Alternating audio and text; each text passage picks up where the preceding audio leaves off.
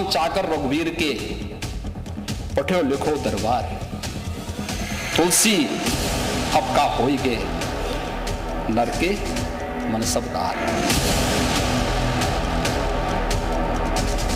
होए वही जो राम रची राखा। हमारा तो एक ही राजा है, वो राम है। बाकी राम के अलावा मैं किसी को राजा नहीं मानता।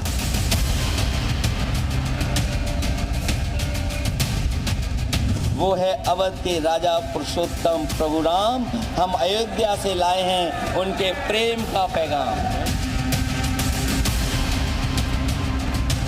जातिवाद से मुक्त एक ऐसे समाज की स्थापना करना है जिसके लिए प्रभु श्री राम ने अपना पूरा जीवन समर्पित किया था।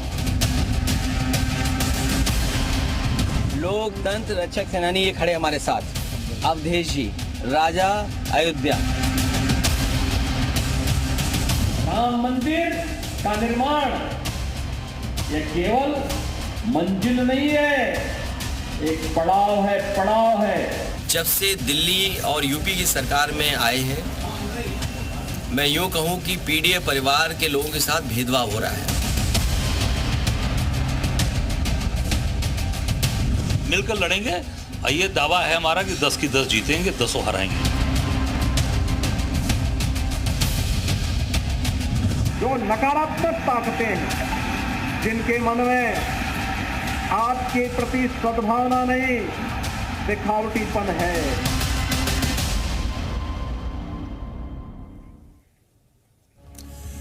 नमस्कार, मैं कुंदन जमैर। आप देख रहे हैं यूपी मांगे उत्तर। आज चर्चा योगी आदित्यनाथ के मिशन बदलापुर की। सीएम योगी 3 दिन में दूसरी बार अयोध्या पहुंचे और मिल्कीपुर सीट को लेकर के चिंतन मंथन किया।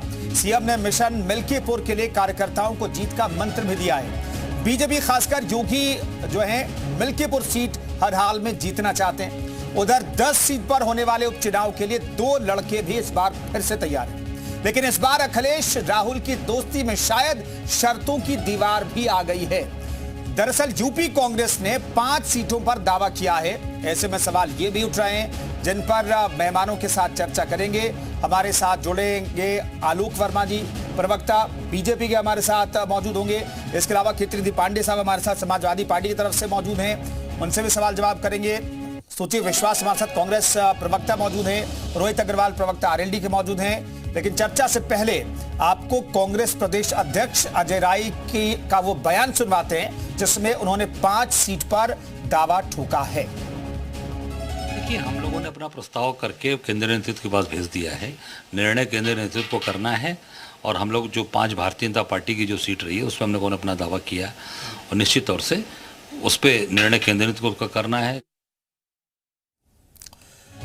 तो तमाम मेहमान हमारे साथ मौजूद हैं। आलोक वर्मा जी हमारे साथ बीजेपी के प्रवक्ता मौजूद हैं। आलोक वर्मा साहब, ये जो तैयारी है 10 विधानसभा सीटों पर जो उपचुनाव होने वाला है उसके लिए, इसमें सबसे खास सीट क्या है, कौन सी है? क्या मिल्कीपुर है, कोई और सीट है, और क्या फॉर्मूला इसे जीतने के लिए? सभी सीटें हमारे लिए इम्पोर्टेंट हैं। जिन 10 सीटों पर चुनाव होने जा रहा है, निश्चित रूप से हमारे लिए वो एक मिशन है और हमारी पार्टी पूरी तरीके से लग चुकी है, हमारा संगठन पूरी तरीके से लग चुकी है, सरकार पूरी तरीके से लग चुकी है। जो हमारा काम है वो हम जनता के बीच लेके जा रहे हैं।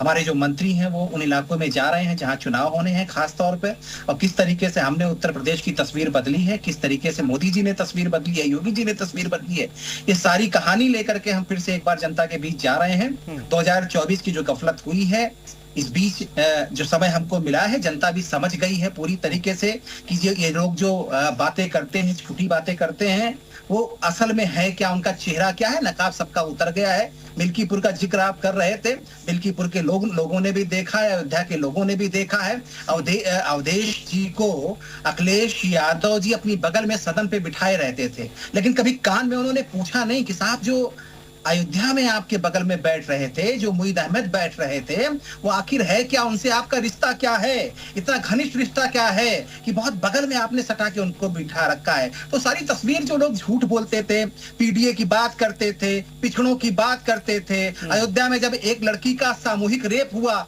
कोई आदमी नहीं गया। अखिलेश यादव जी बेवजह बेसिर पर की बातें कर रहे थे। जो प्रियंका गांधी जी हैं, जो पहले आपको याद होगा कहती लड़की हूँ लड़ सकती हूँ। आपने देखा होगा अयोध्या जाने की फुर्सत उन्होंने निकाला नहीं। 2 लड़कों की जोड़ी भी अयोध्या गई नहीं, उस परिवार के पास बैठी नहीं कि आखिर तुम्हारी मुश्किल क्या है, किन लोगों ने क्या कुछ किया, बेवजह के बयान देते रहे। तो मुझे लगता है कि अयोध्या के लोगों ने अच्छी तरीके से देख लिया है, समझ लिया है। अब एक बार फिर उनके पास मौका है। निश्चित रूप से भारतीय जनता पार्टी का प्रत्याशी वहां जीतने जा रहा है। कीर्ति पांडे साहब, मिल्कीपुर बचा पाएंगे क्या? देखिए कुंदन जी, केवल मिल्कीपुर नहीं, समाजवादी पार्टी पूरी तरीके से तैयार है। 10 की 10 विधानसभा सीटें जो उपचुनाव होने जा रहे उत्तर प्रदेश के, उस पर विजय पताका फहराने के लिए। और हमारा अलायंस पूरी तरह तैयार है, हमारे कार्यकर्ता नेता तैयार हैं, विधानसभाओं में लगातार उस पर काम हो रहा है, लोगों से संपर्क हो रहे हैं, बूथ स्तर तक की तैयारियां हो रही हैं। और हम पूरी तरह इस बात का इत्मीनान रखते हैं कि 10 की 10 सीट इस बार पीडीए रणनीति के तहत समाजवादी पार्टी इंडिया गठबंधन फतेह करने जा रही है। और भारतीय जनता पार्टी की बेचैनी होनी चाहिए, ये बेचैनी भारतीय जनता पार्टी में दिखनी चाहिए। भारतीय जनता पार्टी 80 की 80 का दावा करती थी। पन्ना प्रमुख, बूथ प्रमुख, तमाम राजनीतिक विश्लेषक लोग जब बैठते थे तो कहते थे इतना मजबूत संगठन पन्ना प्रमुख तक बनाया भारतीय जनता पार्टी ने। उसके बाद भी हार, तो बेचैनी तो भारतीय जनता पार्टी में होनी चाहिए। और बेचैनी इसलिए तो पांडे साहब, आप लोग कुछ ज्यादा निश्चिंत तो नहीं है, क्योंकि उसमें फिर दिक्कत हो जाती है। और नहीं, हम निश्चिंत नहीं। हमारी देखिए कुंदन जी, हमारी तैयारी चल रही। मैंने कहा बूथ स्तर तक संगठन को और मजबूत किया जा रहा है। लगातार हमारे नेता और कार्यकर्ता उस विधानसभा में काम कर रहे हैं। हम पूरी तरीके से तैयारी कर रहे हैं कि 10 की 10 सीटों पे समाजवादी पार्टी और हमारा जो गठबंधन है पूरी तरीके मजबूती से लड़े और विजयश्री हासिल करे। ये हमारा लक्ष्य है 10 की 10 सीटों पर। और लोकसभा के चुनाव के साथ ही विधानसभा चुनाव हुआ था। उस विधानसभा सीट पे भी एक भारतीय जनता पार्टी की सीट समाजवादी पार्टी के पास आई थी। और इस बार भी हमारा प्रयास है 10 की 10 सीटों पर समाजवादी पार्टी जीत हासिल करे, ये उसका लक्ष्य है। ठीक है पांडे साहब, चूंकि आप गठबंधन का जिक्र कर रहे थे, सुची विश्वास हमारे साथ गठबंधन के सहयोगी मौजूद हैं। सुची जी, क्या तैयारी है? दरअसल उत्तर प्रदेश कांग्रेस की तैयारी 5 सीटों की, लेकिन आप लोगों को लगता है क्या कि ठीक है गठबंधन में अच्छा रिजल्ट आया लोकसभा चुनाव में, लेकिन आप लोगों को समाजवादी पार्टी 5 सीटें दे सकती है, ऐसा लगता है क्या? देखिए, गठबंधन जो भी तय करेगा, शीर्ष नेतृत्व जो भी तय करेगा, वो आपको शीघ्र ज्ञात हो जाएगा। और हम या समाजवादी के जो भी प्रवक्ता हैं वो अपने अपने नेतृत्व की बात रखने के लिए आपके बीच उपस्थित हैं। और लेकिन जहां तक सांगठनिक तैयारी की बात है, तो वो श्रीमान हमारे अध्यक्ष अजय राय जी हो या पूरे देश में राहुल गांधी जी की मजबूत उपस्थिति हो, हम बिल्कुल मजबूती से ये दावा करते हैं कि सांप्रदायिक ताकतों को देश से खदेड़ देना है। जैसे अभी हमारे अध्यक्ष श्रीमान अजय राय जी को भी आपने देखा होगा ना, किस प्रकार से बनारस में तन्मय मेहता से लेके तमाम कॉर्पोरेट्स का पैसा और तमाम चुनावी दंड फंड के बावजूद किस प्रकार से मतलब खदेड़ लिया, दौड़ा लिया प्रधानमंत्री जी को। और क्या उनकी पूरे देश में तमाम कितने कम अंतर से उन्होंने अपनी सीट को मजबूती दी या बचा के रखा। तो यह आपने अभी जिक्र किया अयोध्या का या चित्रकूट का या बद्रीनाथ का, तो देश की जनता इन सांप्रदायिक मुद्दों से ऊब चुकी है। जो इनका अभी देखिए बीजेपी प्रवक्ता ने घटना का जिक्र किया तो उन्होंने अयोध्या की बेटी का जिक्र किया। मुझे लगता है कि नेशनल क्राइम रिकॉर्ड्स ब्यूरो के आंकड़ों को उन्हें पुनर्देखने की जरूरत है, ना केवल अयोध्या की वो बेटी बल्कि जौनपुर की और उसके पहले गाजीपुर की और भारतीय जनता पार्टी के एक नेता की भी बेटी के साथ जो दुराचार की घटना हुई, और वो तमाम घटनाएं प्रदेश में जो लगातार महिलाओं के खिलाफ, बेटियों के खिलाफ। तो लड़की हूं लड़ सकती हूं, ये पार्टी विशेष का नारा नहीं है, ये कांग्रेस की और ऑपोजिशन की और सामूहिक गठबंधन की एक सोच है जो वर्तमान परिस्थिति है। सुची जी, आलोक जी ने यह भी कहा कि भाई लड़कियों लड़ सकती हूं वाली पार्टी की तरफ से कोई वहां पर मिलने तक नहीं गया पीड़ित परिवार से, तो वो सवाल उठा रहे हैं। देखिए, इनके तमाम प्रतिरोधों के बावजूद हम हाथरस पहुंचे, हम कानपुर के शेल्टर होम पहुंचे, जब इनके टेनी ने गाड़ी चला दी किसानों पर हम वहां पहुंचे, और इन्होंने क्या मतलब अयोध्या के परिवार से मिलने क्यों नहीं गए, यही तो सवाल पूछ रहे हैं आलोक जी। देखिए, मैं अपनी बात कर सकती हूँ, अपनी पार्टी का प्रतिनिधि हूँ, मैंने तमाम चैनलों पर उस बच्ची का पक्ष रखा और मैंने भारतीय जनता पार्टी के नेता की भी उस बच्ची का जिक्र किया जो उससे 3 दिन पुरानी घटना है। तो महिलाओं की घटना या बेटियों की घटना ये पार्टी विशेष की घटना नहीं है कि फला पार्टी का कार्यकर्ता है तो उस पर चर्चा की जाए। ये विषय इतने संवेदनहीन हो चुके हैं, रोज रोज के चैनलों पर इसकी चर्चा, पार्टी प्रतिनिधियों की इसकी चर्चा, ये बहुत ही मानवीय विषय है और इस पर हम एकमत है, एक राय है। मुझे लगता है ठीक है, रोहित जी के पास जाओ, उससे पहले आलोक वर्मा से कुछ रिएक्शन लेना चाहते हैं क्योंकि बीजेपी और बीजेपी के स्टैंड को लेकर के सुची जी ने सवाल उठाए। आलोक जी जल्दी से। मैं कांग्रेस के साथी काश प्रियंका गांधी जी से पूछती क्यों नहीं गई आप भाई, आप तो उत्तर प्रदेश में आई थी, बाकायदा प्रेस कॉन्फ्रेंस किया, बाकायदा पोस्टर जारी किया, लड़की हूँ लड़ सकती हूँ, आपने तो हौसला बनाया था। आप जाते ना, काश अच्छा होता कि अयोध्या में जाते, आप उस लड़की के परिवार वालों के साथ मिलते, कोई दिक्कत तो नहीं है बेटा, परिवार से पूछते जरा सा।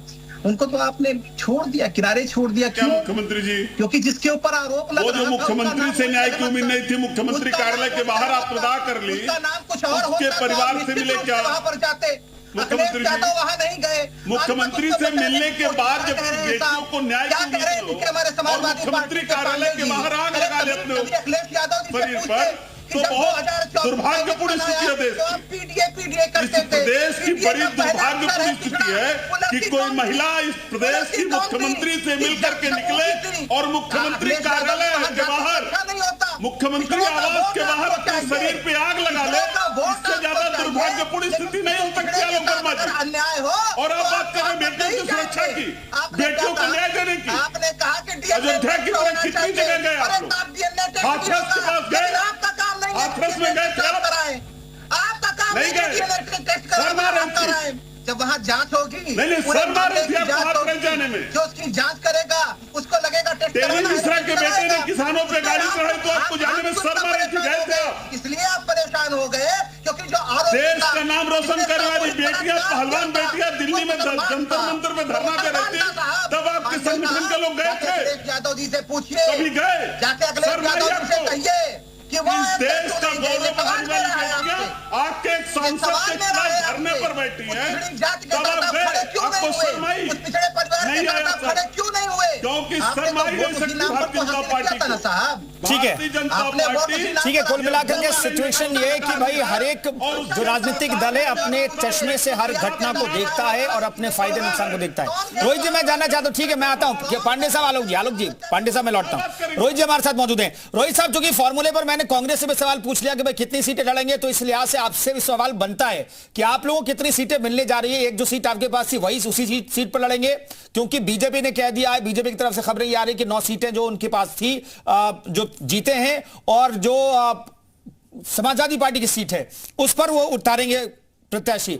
तो 9-1 का ही फॉर्मूला रहने वाला या फिर ज्यादा सीटों की आप लोग डिमांड कर रहे हैं? देखिए कुंदन जी, समाजवादी पार्टी और कांग्रेस के प्रवक्ता को सुनने के बाद मुझे एक गाना याद आ गया, उसके थोड़े से लिरिक्स बदल दिए मैंने। तुम इतना क्यों घबरा रहे हो, क्या सच है जो छुपा रहे हो। कल कांग्रेस के प्रदेश अध्यक्ष अजय राय ने साफ साफ कह दिया है कि भाई साहब 5 सीटें चाहिए, और समाजवादी पार्टी मुंह खोल के ये नहीं बोल पा रही है कांग्रेस से कि तुम्हारा उत्तर प्रदेश में है क्या जो तुमको 5 सीटें दे दें। तो ऐसी स्थिति में आप दुर्दशा देखिए, ये अपना गठबंधन बचा लें वही बहुत बड़ी बात है। इनको सीटें बचाना तो बहुत दूर की बात है उपचुनाव में।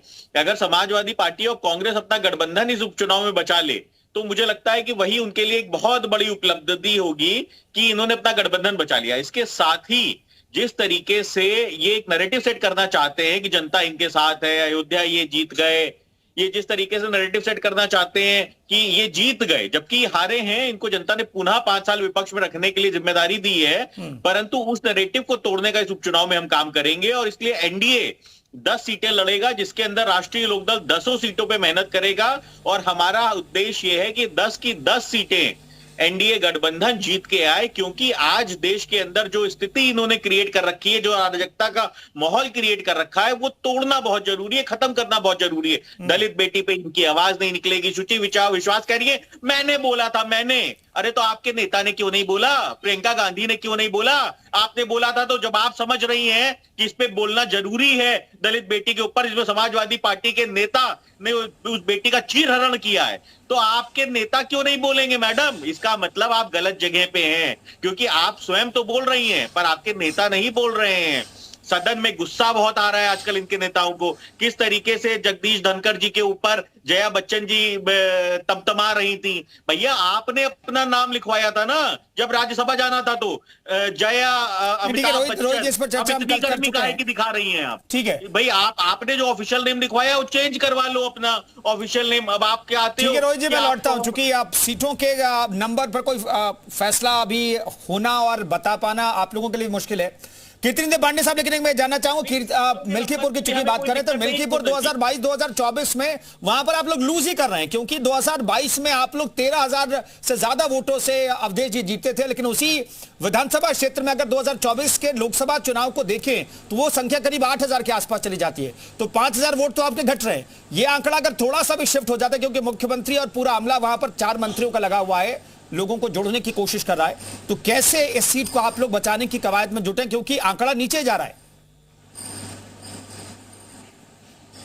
पांडे साहब देखिए कुंदन जी, मंत्री जाएंगे जब जनता के बीच में, जब मंत्री जाएंगे जनता के बीच में, तो जनता मंत्रियों से हिसाब लेगी कि बिजली क्यों नहीं मिल पा रहा क्षेत्र में, बेरोजगारों को रोजगार क्यों नहीं मिल पा रहा है, किसानों की आय दुगनी क्यों नहीं हो पाई, किसानों को खाद यूरिया क्यों नहीं समय से उपलब्ध हो पा रहा, किसानों को मुफ्त बिजली देने का वादा कब पूरा होगा। इन तमाम सवालों के साथ जनता तैयार है अपने क्षेत्रों में। और मंत्री तो मऊ विधानसभा में भी गए थे, पूरा सरकारी अमला गया था चौहान साहब को जिताने, राजभर जी जिम्मा लेके गए थे जिता के लाएंगे, उसके बाद भी समाजवादी पार्टी वहां फतेह हासिल कर ली, समाजवादी पार्टी जीत हासिल कर ली। तो जितने मंत्री जाएंगे उतना विपक्ष को लाभ होने वाला है, क्योंकि जनता इनकी जवाबदेही तय करेगी और जवाब देने की स्थिति में है नहीं। ठीक है आलोक जी, कैसे इस मिशन को फतेह करने की आप लोग रणनीति बना रहे? चूंकि मुख्यमंत्री 3 दिनों में दूसरी बार चले गए, तो मैं सांगठनिक तौर पर क्या तैयारी, क्या चर्चा आप लोगों की हो रही है, इसलिए मैं जानना चाहूं, क्योंकि यह सीट सिर्फ 2 बार आप लोग जीत पाए, 1991 में और 2017 में, लेकिन फिर वो सीट आप लोग लूज कर गए जब सरकार में थे, उसके बाद भी वो सीट आप लोग बचा नहीं पाए। इस बार क्या रणनीति है और किस तरीके से इस सीट को जीतने की आप लोग कोशिश कर रहे हैं? देखिए, निश्चित रूप से 2 बार हम मिल्कीपुर सीट जीते हैं। 2017 में भी हमने मिल्कीपुर सीट जीती, पिछली बार हम मिल्कीपुर सीट हार गए। इस बार निश्चित रूप से गफलत का समीकरण जो है कांग्रेस और समाजवादी पार्टी ने बनाया, इंडी गठबंधन ने बनाया, लोगों को गफलत में डालने की कोशिश की कि भारतीय जनता पार्टी आ जाएगी तो आपका संविधान बदल जाएगा, भारतीय जनता पार्टी दोबारा आ जाएगी तो ये हो जाएगा वो हो जाएगा। लेकिन मुझे लगता है कि चाहे मिल्कीपुर हो, चाहे अयोध्या हो, चाहे देश का दूसरे इलाके हो, उत्तर प्रदेश के दूसरे विधानसभा क्षेत्र हो, लोकसभा क्षेत्र हो, सबको तस्वीर दिख गई है। ये लोग जब सत्ता में आते हैं, ये लोग जब ताकत में आते हैं तो किस तरीके की, जब सत्ता में रहते हैं तो किस तरीके की तस्वीर होती है, जब ताकत में थोड़ा सा भी बढ़ जाते हैं तो किस तरीके की तस्वीर नुमाया होती है। तो मुझे लगता है कि उत्तर प्रदेश के लोगों ने तो साफ साफ देखा है। इससे पहले आपको याद होगा कि जब बदायूं में अखिलेश यादव जी की जब सरकार थी, बदायूं में 2 लड़कियां आम के बाग से लटकी हुई मिली थी, तब अखिलेश यादव जी किस तरीके की बातें कर रहे थे, किस तरीके से जो लोग थे उनको बचाने की कोशिश कर रहे थे। जब दबाव पड़ा, पोस्टमार्टम रिपोर्ट आई, तब पता चला सामूहिक बलात्कार हुआ और दोनों बच्चियों को पेड़ से लटका दिया गया। और उस समय आपको याद होगा ना मुलायम सिंह यादव जी ने कैसे कहा था कि लड़के हैं, लड़कों से गलतियां हो जाती हैं। फिर वही चेहरा निकल के आया, जरा सी ताकत क्या आई, जरा सी हनक क्या बनी उत्तर प्रदेश में। अयोध्या में जो कुछ हुआ उसमें कह रहे हैं कि उसका जो है टेस्ट होना चाहिए, डीएनए टेस्ट होना चाहिए, ये टेस्ट होना। अरे साहब, आपका ये काम थोड़े ना है। जो पीड़ित है आप उसके साथ खड़े होंगे, आप सियासी दल है, राजनीतिक पार्टी है, अच्छा लगता कि आप वहां पर जाते, उस बालिका के साथ, उस बच्ची के साथ, उस परिवार के साथ खड़े होते, कहीं कोई आपके साथ अत्याचार तो नहीं कर रहा है, अनाचार तो नहीं कर रहा है, आपको न्याय मिल रहा है कि नहीं मिल रहा, यही विपक्षी दलों का काम है ना। लेकिन आप क्या करते हैं, सपोर्ट में किसके? सुची जी, सिर्फ महिलाओं का मसला है, महिला कानून व्यवस्था का ही मसला है जिसे सरकार अपने पक्ष में मानती है, महिलाओं की सुरक्षा को अपने पक्ष में मानती है। मुख्यमंत्री को हमने देखा है कि महिलाओं के मामले में 0 टॉलरेंस वाली पॉलिसी पर वो काम करते हैं और सख्त निर्देश देते हैं, लेकिन आप लोग महिलाओं की सुरक्षा का मसला उठा रहे हैं। इसके अलावा भी कोई ऐसा मसला है जो विधानसभा के उपचुनाव में आपको लगता है कि आप लोगों के फेवर में काम करेगा? पहले तो रोहित जी की बात का जवाब देना आवश्यक है। हालांकि राजनीतिक क्षितिज पर उनके और उनके दल की स्थिति शून्य है और सत्ता पक्ष की चाटुकारिता करना उनका दायित्व है, लेकिन चूंकि सीधा उन्होंने मिमिक्री किया है और कविता कहानी गाना सुनाया है तो शेर बनता है। कि आसमान की बुलंदी पर हो तो जरा सब्र करो, परिंदे बताते हैं आसमान में ठिकाने नहीं होते। तो वैसे नुक्कड़ नाटक अभिनेता और इनको इतना भी 10 सेकंड से ऊपर समय देना ये डिजर्व नहीं करते। रही बात ना बोलने की, राहुल गांधी जी या प्रियंका गांधी जी दुनिया के बहुत बड़े नेता हैं और वो कितने संवेदनशील हैं, मुझे प्रमाणित करने की आवश्यकता नहीं। धैर्य रखें। और आपको याद होगा प्राकृतिक आपदा जो वायनाड में आई और उस परिस्थितियों में उन्होंने जो वहां विजिट किया और जो तमाम लोग हताहत हुए और किस प्रकार की परिस्थिति उस प्रदेश की है, तो निश्चय ही चाहे घटना हाथरस की हो, चाहे गाजीपुर की हो, चाहे मिर्जापुर की हो, चाहे जौनपुर की हो, चाहे अयोध्या की हो, देश की तमाम बेटियों के साथ कांग्रेस खड़ी है। ये मुझे बार बार प्रमाणित करने की, कम से कम ये नुक्कड़ अभिनेता रोहित चौधरी को प्रमाणित करने की मुझे कोई आवश्यकता नहीं। अभी वो जब तक शून्य से अपना सफर न तय करें, कोई हैरत की बात नहीं है कि कल सुबह उनके नेता हमारे द्वार पर खड़े हो। और रही बात देश की जीरो टॉलरेंस व्यवस्था की, तो आपने देखा कि मैंने उस बेटी का भी जिक्र किया जो भारतीय जनता पार्टी के नेता की बेटी है और अभी पिस्टल से तमंचा सटाकर उसके साथ जो दुराचार की घटना हुई। और महिलाओं और बेटियों से जुड़े विषय बेहद संवेदनशील है। वे दलगत राजनीतिक परिचर्चा का विषय बिल्कुल ही नहीं है। जब समाज कल्याण मैं लौटता हूं सुची जी, आप आलोक जी, आप लोकसभा चुनाव जब हुए और विधानसभा का उपचुनाव जब होगा 10 सीटों पर, हालात क्या बदले हैं बीजेपी सरकार के नजरिए से, संगठन के नजरिए से, परसेप्शन के नजरिए से क्या बदल जाएगा? पहली बात तो ये है कि मैं कांग्रेस के अपने साथी से कहना चाहता हूं, तू इधर उधर की न बात कर, ये बता कि काफिला क्यों लुटा। मुझे रहजनों से गरज नहीं, तेरी रहबरी का सवाल है। आप आश्वासन देते थे ना कि हम यहाँ के लोगों के साथ आप खड़े हैं, आपके साथ ही आश्वासन देते थे। पीडीए की बात आपने की थी, आप कहते थे पिछड़ों के साथ आप रहेंगे, दलितों के साथ आप रहेंगे, अल्पसंख्यकों के साथ आप रहेंगे। आज किसके साथ आप खड़े हुए? अयोध्या में क्या दिख रहा है? तो ये सवाल तो उठता है ना कि प्रियंका गांधी चली गई होती वहां पर, राहुल गांधी जी अगर वहां चले गए होते तो कितना अच्छा होता। अखिलेश यादव जी बैठा करके जिसको बगल में बैठे हैं उनसे भी पूछ लिया होता उन्होंने कि आपके बगल में आखिर क्यों बैठे हैं वो साहब, क्या रिश्ता आपके साथ था? तस्वीरें जो वायरल हो रही हैं, सोशल मीडिया पे चल रही हैं, तो सवाल तो पूछना चाहिए था। आप खड़े रहते, अच्छा लगता। नहीं आलोक जी, उस पर तो जवाब दे दिया, अवधेश जी ने जवाब दिया कि भाई मैं एक नेता हूं, 9 बार से विधायक रहा हूं, कौन मेरे पास में आके बैठ रहा है, तो उसका मैं जवाब नहीं दे सकता। सवाल का जवाब दे दूं मैं, भाई पब्लिक फिगर है वो। आपने पूछा कि लोकसभा इलेक्शन और विधानसभा इलेक्शन के बीच में क्या बदलेगा। लोकसभा में क्या हुआ? लोकसभा में आपने गफलत में डालने की कोशिश की।